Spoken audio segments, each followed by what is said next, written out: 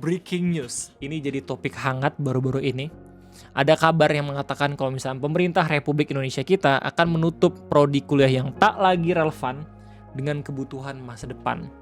And it's already happening. Dimana ketika ada pemerintah yang mengatakan kalau misalnya jurusan-jurusan tertentu sudah tidak lagi bersinggungan atau berkaitan dengan industri yang sedang berkembang di negara Indonesia sekarang, maka akan ada kemungkinan kalau misalnya jurusan yang bahkan pernah membuat kalian punya titel S1 itu bakal dihapus sama pemerintah.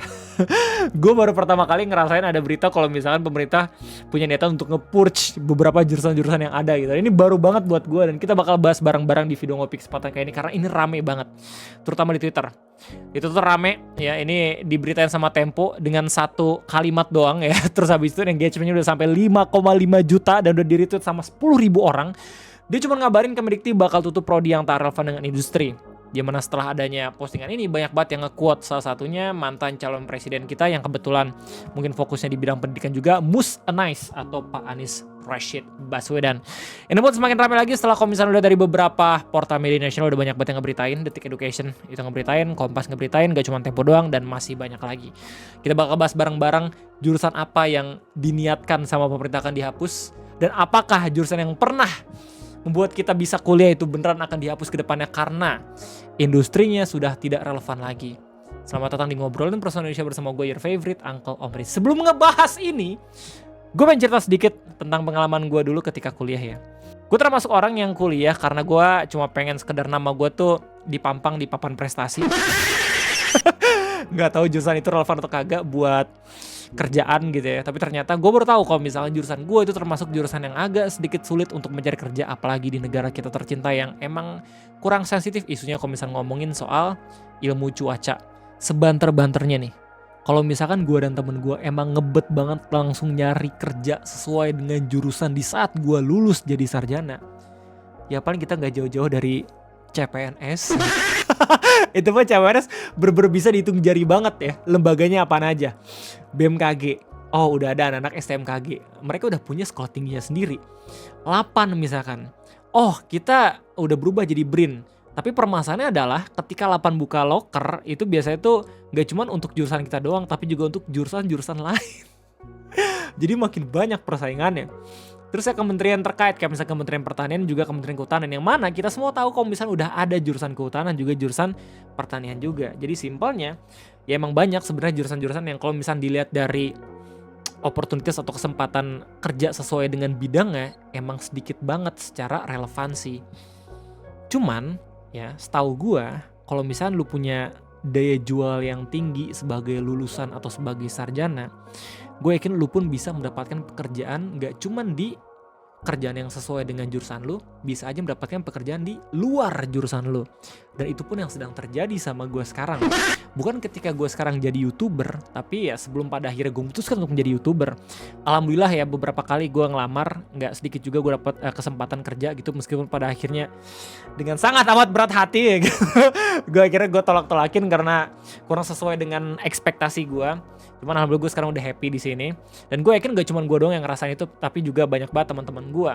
Dan ini yang mungkin bakalan terjadi ya realitanya lewat permasalahan baru di mana pemerintah sudah mantap gitu ya meniatkan kalau misalkan pada akhirnya ada jurusan-jurusan yang terlihat tidak sesuai dengan industri, maka jurusan tersebut ada kemungkinan untuk dihapus. Dan kalau misalnya kita lihat beberapa beritanya, kita bakal tahu siapa yang berbicara dan jurusan apa yang akan ada kemungkinan dihapus lebih tinggi. Berdasarkan berita dari Kompas dengan judul "Pemerintah akan tutup prodi kuliah yang tak relevan dengan kebutuhan masa depan", dikasih tahu kalau misalnya ini berdasarkan Kementerian Pendidikan Tinggi, Sains dan Teknologi atau Kemendikti Saintek yang mengungkapkan rencana untuk menutup program studi di perguruan tinggi yang tidak relevan dengan kebutuhan kehidupan dunia di masa depan. Mereka ngomongnya dunia ya, bukan Indonesia gitu loh. Nanti mungkin ada beberapa hal yang harus kami eksekusi dalam waktu yang tidak terlalu lama terkait dengan prodi-prodi perlu kita pilih. Kita pilah dan kalau perlu ditutup untuk bisa meningkatkan relevansi ini. Kalau misalnya pada akhirnya kita lihat dari angkatan jurusannya ya mungkin dalam jangka waktu 3-4 tahun. Tapi kalau misalnya kita lihat dari bagaimana periode pemerintahan yang sekarang itu mungkin cuma sisa 3,5 tahun lagi, ya mungkin lambat laun cuma 2-3 tahun baru akhirnya diputuskan jurusan-jurusan mana yang dilebur atau dihapus. Kita tinggal lihat aja mana jurusan emang bener-bener akan dilebur gitu loh. Ini pendapatnya berdasarkan Sekjen atau Sekretaris Jenderal Kemendikti-Saintek Pak Badri Munir Sukoco dalam acara Simposium Nasional Kependudukan tahun 2026 lewat kanal YouTube Kementerian Kependudukan dan Pembangunan Keluarga, di mana doksliannya lu masih tetap bisa ngeliat dari channelnya Kementerian Kependudukan dan Pembangunan Keluarga di sini. Orang-orang masih belum terjun ke dalam doksinya gitu ya. Gue pun masih belum menemukan ini di durasi mana omongan dari Bapak Kemendikti gitu ya, tapi kita bakal lanjut buat baca berita dari Kompas. Jadi, kata beliau, Kemendikti akan susun prodi yang dibutuhkan, di mana Kemendikti Saintek akan menyusun prodi yang dibutuhkan di masa depan atau di masa mendatang. Pedoman tersebut juga akan didasarkan pada kajian-kajian program perguruan tinggi peduli kependudukan atau PTPK. Nah, ini paragraf yang penting, yang berisi informasi jurusan mana yang kemungkinan besar akan dievaluasi, ya ada atau tidaknya. Saat ini data statistik pendidikan tinggi prodi bidang ilmu sosial mencakup 60% lebih rinci. Prodi yang paling banyak adalah kependidikan atau keguruan. Jadi, ini berdasarkan pendapatnya beliau, kita meluruskan tiap tahun ada 490.000 dari kependidikan, sedangkan pada waktu yang sama, lowongan untuk calon guru dan fasilitator di taman kanak-kanak hanya 20.000 orang. Jadi yang 470.000 tidak punya pekerjaan katanya. Ini dikritik banget sama orang-orang internet ya, di Twitter terutama. Nanti kita bakal baca bareng-bareng gimana komentarnya. Ya, jadi dari sini kemungkinan besar yang akan dikoreksi sama Kemendikti itu adalah jurusan-jurusan di bidang pendidikan. Kayaknya ya. Terus kemudian Badri berujar Indonesia saat ini terus menggaungkan soal bonus demografi.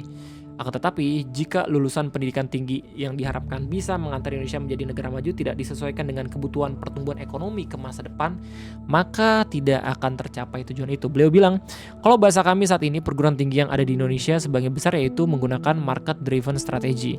Yang lagi laris, apa dibuka gitu prodinya, kemudian oversupply, di situ ungkap Badri. Semua juga kayak gitu sepertinya, ya nggak sih bro? Ia memberi contoh berdasarkan data yang diperiksa olehnya tahun 2028 sebenarnya Indonesia bisa mengalami kelebihan pasukan dokter berdasarkan standar minimal World Bank. Apalagi bila terjadi maldistribusi atau ketidakseimbangan distribusi di masing-masing daerah. Ini ironis banget di sana yang bersamaan. Kenapa begitu? Karena gue langsung teringat dari debat Pilpres. Waktu presiden yang sekarang gitu ya ngasih tahu kalau misalnya kita akan ngebuka fakultas kedokteran. 500 atau berapa gitu kalau nggak salah. Jadi kita bakal mencetak banyak banget lulusan-lulusan dokter gitu. Tapi di saat yang bersamaan ada pendapat yang seperti ini. Dan kalau misalnya cek bagaimana pendapat orang-orang di internet terkait adanya wacana ini gitu ya, orang-orang langsung pada ngebales kayak, oh ya kayak misalnya di kursi-kursi pemerintahan aja jurusannya apa, kerjanya apa gitu. Atau yang paling terkini lah berdasarkan kondisi yang baru gitu, MBG. Ngomongin soal ahli gizinya. Kemarin-kemarin tuh ramai banget kan. bukan ahli gizi buat MBG. Itu dibutuhkan pendidikan agama Islam untuk ahli gizi, kan lucu banget gitu. Nah, kalau misalnya di Twitter banyak banget orang-orang yang langsung berkomentar tentang ini semua. Gak sedikit juga ada akun-akun yang langsung nembak, ini sepertinya jurusan mana aja nih yang bakal dikoreksi untuk dihilangkan. Dari akun dosen kesayanganmu, itu banyak banget jurusan-jurusan yang diprediksi akan hilang ya. Dan semuanya kebanyakan pendidikan. Tapi di saat yang sama ada akun TX dari UGM yang langsung ngesatir dengan bilang kalau prodi ini relevan sama kebutuhan industri nggak? Prodi strategi perang semesta, prodi di peperangan asimetris, prodi diplomasi pertahanan. Apakah dengan ikut jurusan ini langsung keterima jadi akmil? Damn, UGM kalau misalnya ngesatir. Ya basically kalau misalnya lu semua tanya ke gue gimana pendapat gue bukan orang yang ahli gitu ya untuk ngejawab ini semua gitu. Tapi kita bisa lihat salah satu pendapatnya langsung dari orang yang mungkin sudah menjadi rektor, mantan calon presiden kita, Mus Anais gitu ya. Suka nggak suka meskipun kalian semua dulu pernah nyoblos 02 atau 03. Tapi pendapat beliau mungkin relevan dengan kejadian yang sekarang. Di mana Mus Anais bilang wacana penutupan program studi yang dianggap tidak relevan dengan industri ini memunculkan pertanyaan dan kekhawatiran. Ada kebijakan yang tampak efisien dalam jangka pendek, tapi bila tidak hati-hati justru membelokkan arah perjalanan bangsa dalam jangka panjang. Sambil menunggu informasi lengkapnya, izinkan berbagi tentang paradigma ilmu murni dan ilmu terapan ini. Jadi mungkin akan ada kemungkinan klarifikasi juga dari pihak Kemendikti gitu ya. Soalnya kan ini cuma berdasarkan omongan dari acara Simposium Nasional Kependudukan tahun 2026. Gue sih prediksi bakal ada informasi tambahan gitu ya dari Kemendikti soal wacana ini. Ilmu murni kerap dipandang jauh dari praktik, seolah berdiri di menara gading, tidak menyentuh denyut kebutuhan industri, padahal di sanalah akar dari hampir seluruh inovasi yang kita gunakan hari ini berasal. Rumus-rumus yang tampak abstrak, teori-teori yang dulu dianggap tidak berguna justru melahirkan teknologi yang kini kita anggap keniscayaan. Ya, AI misalnya. Kayak apaan sih algoritma, apaan sih integritas segala macam. Woi, itu penting loh buat rumus-rumus dan juga algoritma yang bisa membangun AI, some shit like that. Kita menikmati internet, kecerdasan buatan hingga kemajuan di bidang kesehatan, tapi tak selalu ingat bahwa fondasinya dibangun oleh para ilmuwan yang bekerja tanpa kepastian aplikasi. Mereka meneliti bukan berbasis permintaan pasar, tetapi karena keingintahuan memahami bagaimana dunia bekerja. Iya, dan ironisnya adalah kalau misalnya kita dari beberapa profesor-profesor yang ada gitu ya, biasanya ya jurusan itu spesifik. Dan jurusannya mungkin akan menjadi jurusan yang terlihat tidak relevan gitu dengan industri yang sekarang. Ya emang mungkin kalau misalnya jurusan lu yang S1 kagak relevan, lu mungkin bisa harus S2 dulu. Tiba-tiba kayak, oh ini makin asik nih kalau misalnya gue kuliah S3. Keren kali ya kalau misalnya gue ikut penelitian, akhirnya dapat gelar profesor. Kan bisa aja punya kemungkinan seperti itu ya. Tapi itu bisa pupus pada akhirnya kalau misalkan niatan bakalan ngapus jurusan itu terjadi gitu. Tapi kita emang benar-benar harus objektif. Kita harus tahu bagaimana pandangan dari orang yang pada akhirnya memperhatikan isu ini. Sampai pada akhirnya pengen ngapusin jurusan. Kita perlu ingat bahwa relevansi tidak selalu bisa diukur dalam horizon waktu yang pendek. Apa yang hari ini tampak tidak terkait industri bisa jadi esok hari menjadi tulang punggungnya. Betul banget. Gue gak pernah menyangka ilmu komputer akhirnya bisa menjadi kerjaan yang seksi.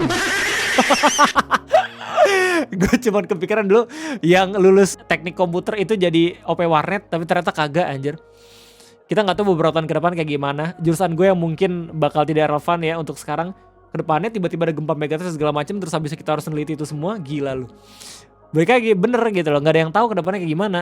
Negara yang hanya menyiapkan tenaga siap pakai tanpa melahirkan pemikir-pemikir dasar beresiko terjebak sebagai penggunaan berkala. Kita menjadi pasar bukan pencipta, kita mengimpor solusi alih-alih menghasilkan jawaban dari dalam negeri dan membagikannya kepada dunia. Lebih jauh lagi, kebijakan publik yang kuat juga lahir dari pemahaman dasar yang kokoh. Mulai dari ilmu epidemiologi atau berbasis matematika dan biologi dasar yang berjasa besar saat pandemi, lalu ilmu lingkungan, ekologi, dan geofisika dalam menghadapi bencana perubahan iklim, hingga ekonomi teoritis dalam merancang kebijakan fiskal. Semua itu berakar pada ilmu-ilmu yang sering dianggap tidak praktis. Apalagi kalau misalnya kita lihat dari beberapa fenomena-fenomena yang terbaru gitu ya, banjir bandang yang ada di Sumatera. Mungkin kalau misalnya kita benar-benar punya ilmu yang lebih banyak, itu bisa memprediksi juga apakah hal tersebut bisa dievakuasi atau kagak untuk kedepannya gitu loh. Menutup atau melemahkan ilmu murni berarti mengurangi kemampuan kita untuk memahami dunia secara mendalam. Tanpa pemahaman itu, kebetulan kita mudah terjebak jadi dangkal. Tentu keterhubungan dengan industri itu penting. Biar suka apple bukan berarti benci jeruk. Perguruan tinggi jelas tidak boleh terlepas dari kebutuhan zaman. Namun menjawab tantangan itu tidak harus dengan menutup ilmu murni. Yang diperlukan adalah menjembatani bukan menggantikan, menguatkan ekosistem bukan menyederhanakan secara berlebihan. Pada akhirnya pendidikan tinggi bukanlah soal mencetak pekerja bagi industri, tetapi tentang menyiapkan masa depan dan membangun peradaban bangsa. Masa depan itu tidak pernah dibangun hanya dari apa yang terlihat berguna hari ini. Pun membangun peradaban tidak boleh direduksi jadi sekedar membangun industri. Maka barangkali yang perlu kita jaga adalah keseimbangan antara yang langsung terpakai dan yang menjadi fondasi, antara keterampilan dan pemikiran, antara kebutuhan hari ini dan visi hari esok.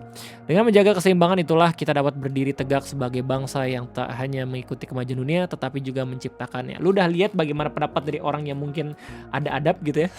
Sekarang kita lihat bagaimana komentar-komentar yang mungkin sudah melupakan adab dengan emosi gitu. Atas bilang gua nggak bisa bacain ini berbahaya sekali gitu ya. Nabi bilang semua prodi jadi tidak relevan dengan industri kalau industri yang nggak ada. Ari bilang sampai banyak jurusan sosum yang ditutup karena nggak relevan. Gue bakal lewat sektor sawit kebun lo anjir. Itu bilang kalau kuliah hanya untuk mencetak buru-buru yang relevan dengan industri, mending gak usah ada universitas sekalian. Rezim ini memang ingin melihat damn. Prasetya bilang sosial tutup prodi, ekonomi kita yang belum siap sarjana, bukan sarjana yang kebanyakan. Yang perlu dibenahi industrinya bukan jurusannya, tapi itu susah dan butuh 20 tahun. Jadi nutup prodi lebih gampang diumumkan ke media. Muharia Pandu bilang yang katanya ada 19 juta lapangan pekerjaan kemarin, apa kabar? Masih aktif kah? Serius nanya doang. Jurusan baru SPPG. Wah sebenarnya kalau misalnya kita ngeliat fakta, apakah Di negara-negara lain ada fenomena nutup jurusan atau jurusan itu tiba-tiba tidak relevan. Ada. Ya, artikel lo bisa lihat dari sini, International Higher Education dengan judul Signals of Distress, A Global Wave of University and College Closure.